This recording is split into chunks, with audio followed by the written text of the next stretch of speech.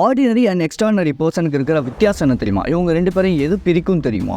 At the same time பார்த்தீங்கன்னா உலகத்தில் சில பேர் மட்டும் கன்சிஸ்டண்ட்டாக அவங்க சக்ஸஸை ரீச் பண்ணிக்கிட்டே இருக்காங்க. யூ சி 99% ஆஃப் த பீப்புளுக்கு இல்லாத ஒரு வெல்த் 1% ஆஃப் த பீப்புள் மட்டும்தான் அக்குமுலேட் பண்ணுறாங்களாம். ஸோ இப்போ மெயின் காரணம் அந்த 1% ஆஃப் த பீப்புள் ஒரு சர்டன் ஹேபிட் வச்சுருப்பாங்க.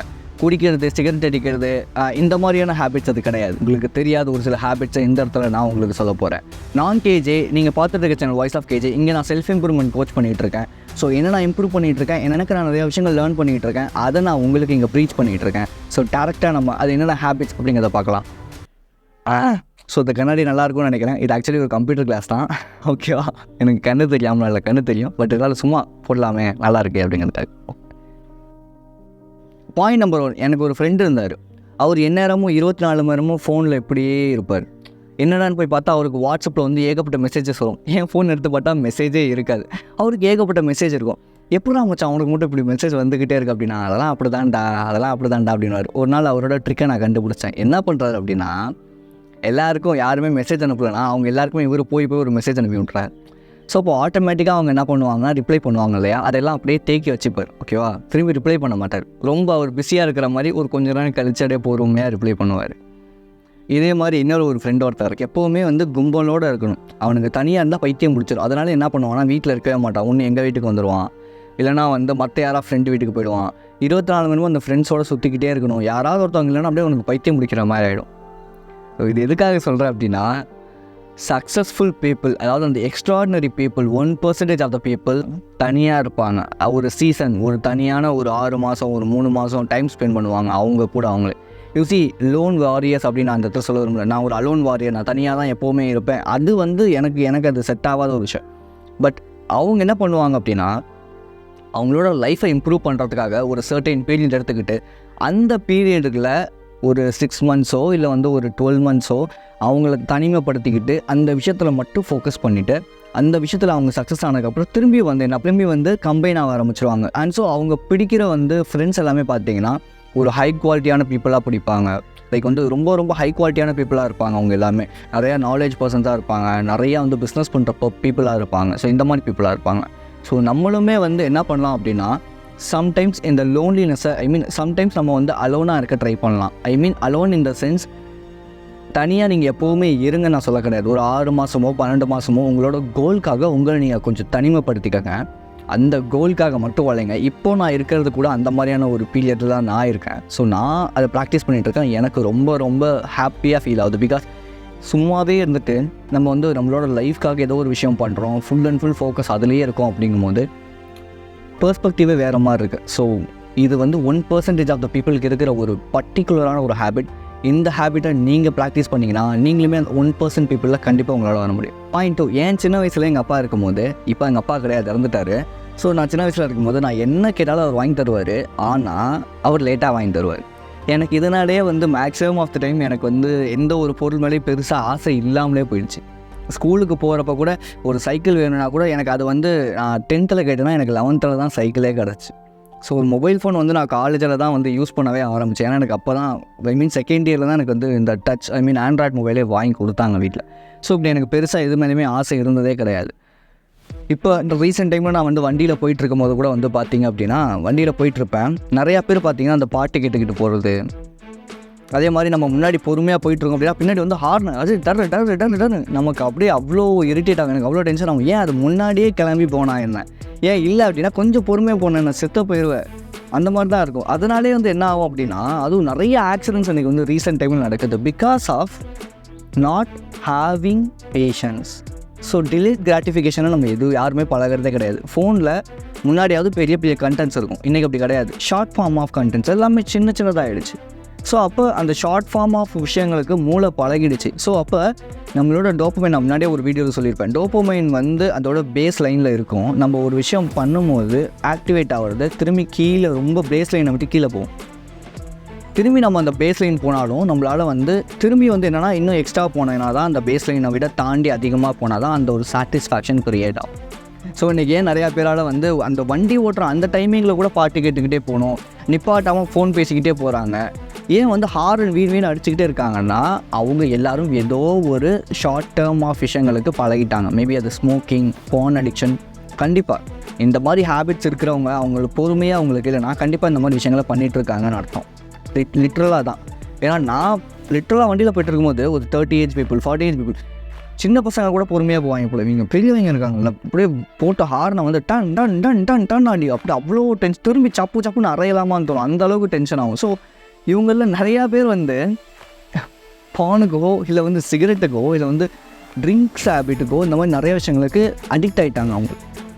ஸோ என்னை பொறுத்த வரைக்கும் நான் சொல்கிற ஒரு விஷயம், டிலேட் கிராட்டிஃபிகேஷன். எந்த விஷயமா இருந்தாலும் லேட்டாக கிடச்சுன்னா அது இருக்கிறதுலே ரொம்ப ரொம்ப பெஸ்ட்டாக கிடைக்கும். பிகாஸ் என்னோடய வண்டியை நான் வாங்கி இதோட 5 வருஷம் ஆகிடுச்சு, ஒரு ப்ராப்ளம் என் வண்டியில் வந்தது கிடையாது. So late success huge success, late money huge money, late girlfriend better girlfriend. So இந்த மாதிரி எது லேட்டாக கிடச்சாலும் அது பயங்கரமான ஒரு பெரிய ஒரு விஷயமாக உங்களுக்கு கிடைக்கும். நம்பர் 3, நான் இப்போ ரீசெண்ட் டைமில் இந்த மாங்க் மோடுக்கு ஓவராக அடிக்ட் ஆகிட்டேன், ஓகேவா. ஸோ அதனால் நான் டோபமைன் டீடாக்ஸ் பண்ணிகிட்ருக்கேன், எந்த ஒரு கான்டென்ட் கன்சியூம் பண்ணுறது கிடையாது. Just full and full focus, எனக்கு என்ன வேணுமோ அதில் மட்டும் தான் நான் ஃபோக்கஸ் பண்ணிகிட்ருக்கேன். ஓகே, நான் அது சக்ஸஸ் ஆனதுக்கப்புறம் நான் உங்களுக்கு என்னங்கிறத நான் அது டீட்டெயிலாக உங்களுக்கு சொல்கிறேன். ஸோ அப்படி நான் பண்ணிகிட்டு இருக்கும் போது திடீர்னு ஒரு கால் என்னை டிஸ்ட்ராக்ட் பண்ணுற மாதிரி, எனக்கு அந்த கால் எடுக்கலாமா வேணாமா அப்படின்னு ஒரே தாட். கொஞ்ச நேரம் அப்படியே ப்ரீத் அவுட் பண்ணிட்டு நான் யோசித்து பார்த்தேன், ஹவு ஷீ ட்ரீட்ஸ் மீ அப்படின்னு சொல்லி. சரி, கால் பண்ணது ஒரு பொண்ணு தான், ஓகேவா. ஸோ அவங்க கால் பண்ணும்போது இப்போ நான் அதை எடுத்தேன் அப்படின்னா அவங்க என்னை எப்படி ட்ரீட் பண்ணுறாங்கன்னா, லைக் என்னை வந்து ஒரு பாசிங் க்ளவுடாக ட்ரீட் பண்ணுறாங்க. லைக் வந்து ஒரு செகண்ட் ஹேண்டாக, இவங்க இல்லைனா இவங்கள ஓகே அந்த ஆள் வந்து பேசலை, அதனால் நம்ம இவங்ககிட்ட கொஞ்சம் நேரம் பேசலாம் அப்படிங்கிற இந்த மாதிரி ட்ரீட் பண்ணுறாங்க. நீ வெட்டி பையன் தானே, நீ வெட்டியாக தானே இருக்க, நீ இப்படி தானே இருக்க, இந்த மாதிரியான டாக்ஸ் அவங்கக்கிட்ட அதிகமாக வந்துச்சு. ஐ மீன் என்ன வந்து ஒரு ஆள் இல்லை அப்படிங்கிற மாதிரி அவங்க ட்ரீட் பண்ணாங்க. ஸோ அப்போ நான் திங்க் பண்ணேன், if she is really deserve for my relationship, என் கூட ஒரு ஃப்ரெண்டாக பேசுகிறதுக்கு அவங்க டிசர்வ் தானான்னு கேட்டால் சத்தியமாக கிடையாது. ஸோ அப்போ ஐ ஜஸ்ட் பிளாக்ட், லிட்டரலாக நான் அவங்க பிளாக் பண்ணிட்டேன். ஸோ இந்த மாதிரி ஷார்ட் டேர்ம் ப்ரெஷர், மேபி நான் அந்த கால் எடுத்திருந்தேன் அப்படின்னா, நான் அந்த ஷார்ட் டேர்ம் ப்ரெஷருக்கு நான் பழகிருந்தேன் அப்படின்னா, அவங்க என்ன சொன்னாலும் அவங்க பொண்ணு அப்படிங்கிறதுக்காக நான் திரும்பி அவங்ககிட்ட வலிஞ்சிக்கிட்டு நின்றுட்டு இருந்திருப்பேன். Just I blocked her. I won't talk to her. I have some self-respect on myself. So I won't need to beg for someone's relationship. Literally. Okay. So I had some kind of a mentality or mental power within myself.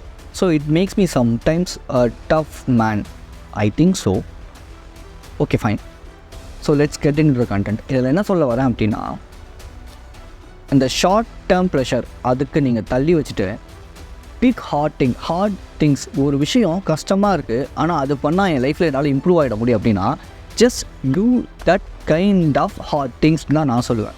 So எப்போவுமே நான் நிறையா time வந்து எனக்கு வந்து நிறைய heart things என் லைஃப்பில் இருக்கும். Like வந்து ஒர்க் அவுட் பண்ணுறது ஹார்ட் திங் தான், என்னால் பண்ண முடியாது, கஷ்டமாக தான் இருக்கும். பட் ஆனால் அது பண்ணனா என் லைஃப்பில் ஏதாவது ஒரு இம்பாக்ட் இருக்கும், டிலேட் கிராட்டிஃபிகேஷன் கிடைக்கும். நான் மாங்க் மோடில் இருக்கேன், நான் வந்து என்டர்டைன்மெண்ட் கன்சியூம் பண்ணாமல் இருக்கேன்னா வேறு ஒரு பெர்ஸ்பெக்டிவை க்ரியேட் பண்ண போது வேறு ஒரு விஷயமான ஒரு பெரிய ஒரு லைஃபுக்கான ஒரு பார்ட்டாக இது இருக்குது, ஓகேவா. ஸோ இந்த மாதிரி லைஃப்பில் நமக்கு வந்து நிறையா கஷ்டமான விஷயங்கள் இருக்கும். உங்கள் முன்னாடி 2 சாய்ஸ் இருக்கும், ஒன்று ஈஸி, இன்னொன்று கஷ்டம்.